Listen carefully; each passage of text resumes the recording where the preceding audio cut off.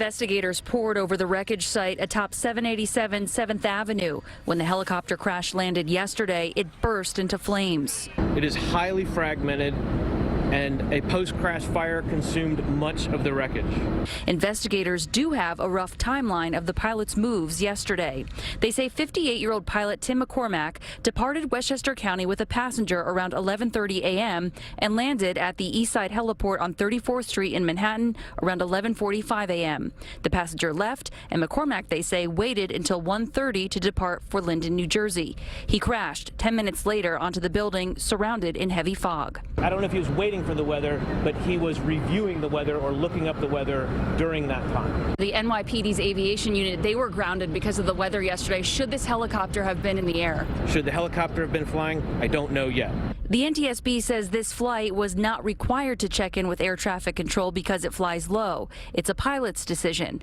But CBS has learned FAA records show McCormack was not instrument rated, meaning he should not have been flying in those weather conditions. According to those who know him, McCormack, they say, was an experienced pilot. He was such a good pilot, but I truly believe something happened with the helicopter, because it's just not his character to be there in that spot. That's a no-fly zone.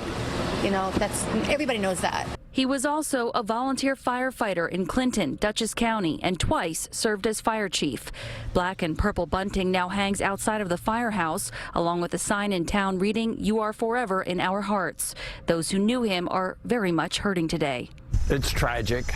A good person being lost in the community, family, and it's going to take a while till the community really appreciates and gets over the grief. Now, the wreckage will be moved to another location for closer inspection. The NTSB will release a preliminary report in about 2 weeks' time. They're also working to confirm whether or not the pilot radioed that he was in trouble. We're live in Midtown Manhattan. Alice Gaynor, CBS 2 News.